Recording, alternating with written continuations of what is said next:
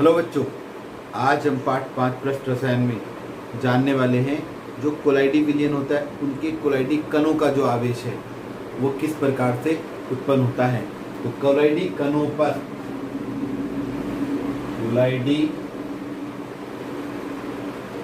पर आवेश की उत्पत्ति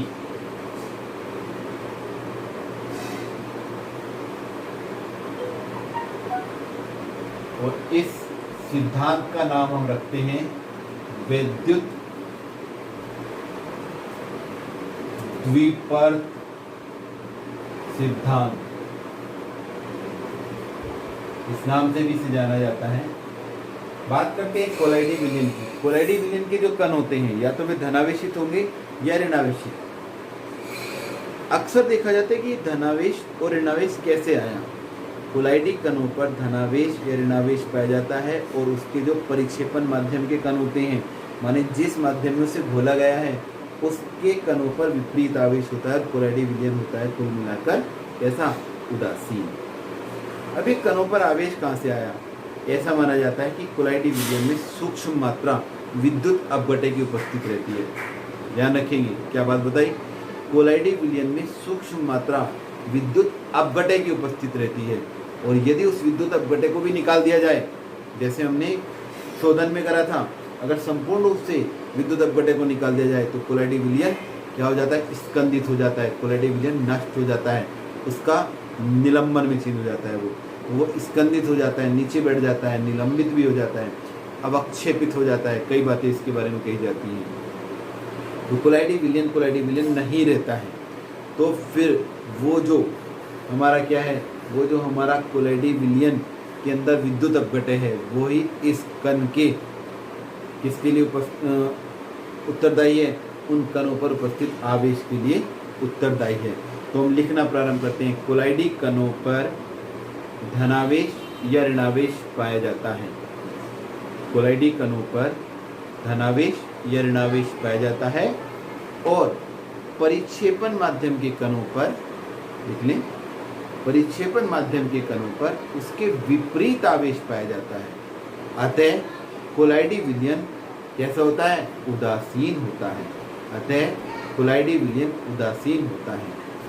ऐसा माना जाता है, देखेंगे आगे, ऐसा माना जाता है यह आवेश कोलाइडी विलयन में उपस्थित विद्युत अपघटे की सूक्ष्म मात्रा के कारण उत्पन्न होता है। विद्युत अपघटे और परिक्षिप्त प्रावस्था वाले कोलाइडी पदार्थ के बीच जो कॉमन आयन, उभयनिष्ठ आयन होते हैं, जो उभयनिष्ठ आयन होते हैं, वे आयन कोलाइडी कण के चारों ओर इकट्ठे हो जाते हैं और विलयन में उपस्थित उन कणों को आवेशित कर देते हैं। एग्जाम्पल लेकर दिखाऊंगा मैं आपको।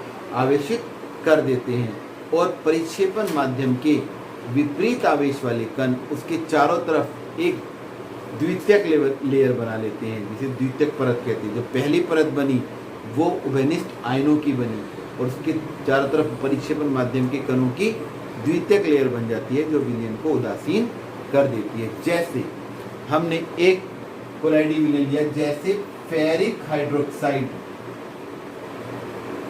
के कोलाइडी विलयन में FeCl3 विद्युत अपघटे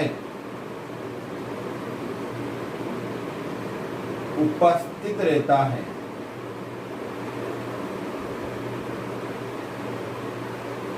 जिसके कारण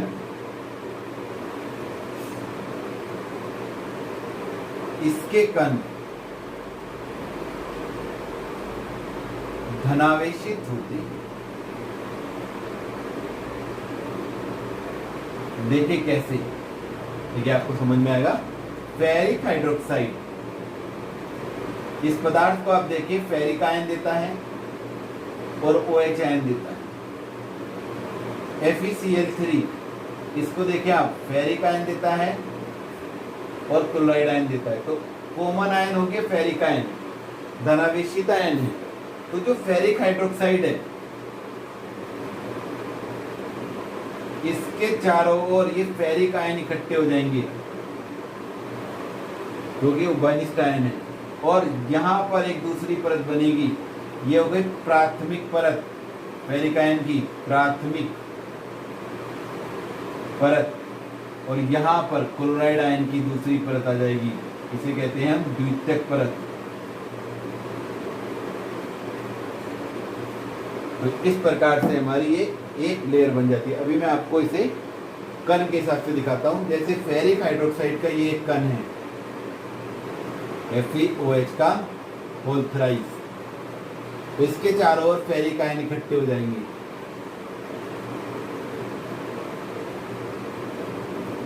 फिर 3 पॉजिटिव चार्ज। तो ये जो परत बनी हमारी दिस वन, ये प्राथमिक परत है, और इसके चारों ओर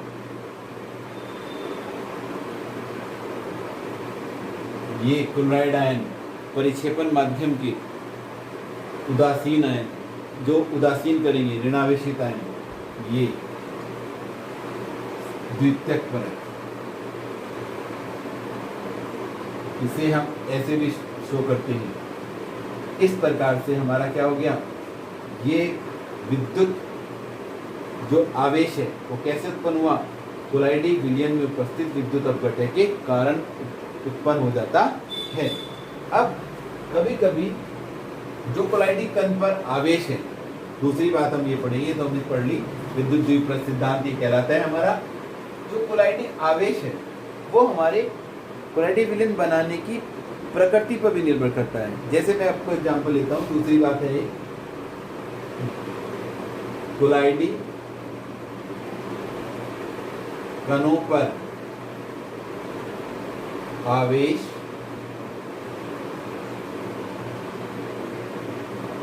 कोलाइडी विलयन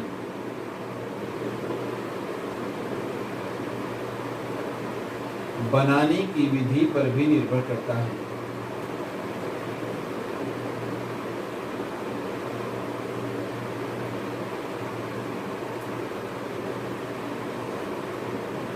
एग्जाम्पल देखिए, जैसे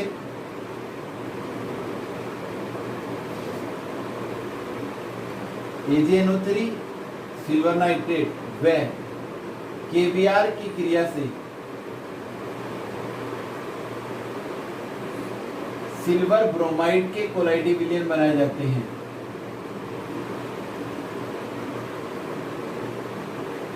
कोलाइडी विलयन बनाए जाते हैं किसके, सिल्वर ब्रोमाइड की।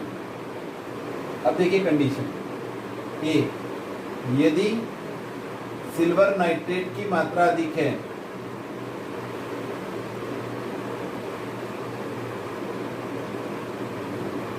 तो AgBr ऋणावेशित धनावेशित होता है।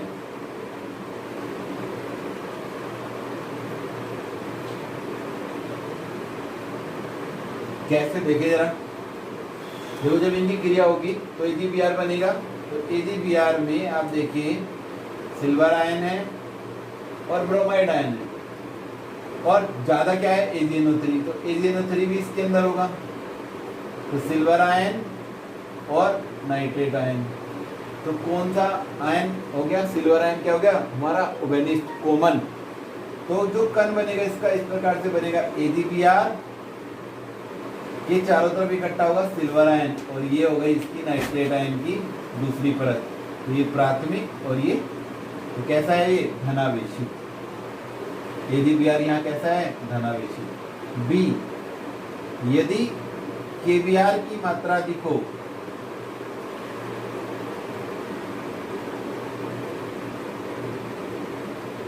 तो AgBr ऋणावेशित होता है।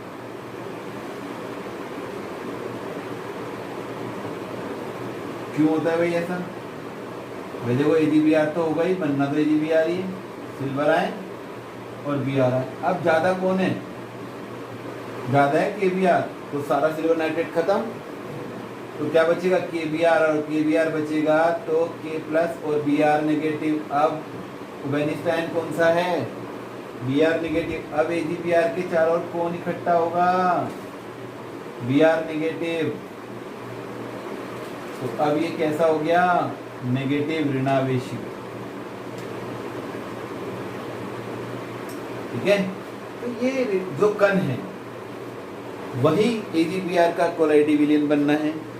जरा से हमारे विधि को चेंज करने पे, अगर सिल्वर नाइट्रेट जाता है तो वो धनावेशित आता है और KBr जाता है तो वो ऋणावेशित हो जाता है। तो ये हमारे बनाने की प्रकृति पर भी निर्भर करता है कि हम किस प्रकार से बना रहे हैं। तो ये हो गया हमारी कोलाइडी विलयन पर उपस्थित आवेश की व्याख्या। घर पर रहिए, सुरक्षित रहिए, कोरोना बढ़ रहा है, मास्क जरूर लगाए, हो सके तो 2 गज की दूरी बनाएं। Thank you.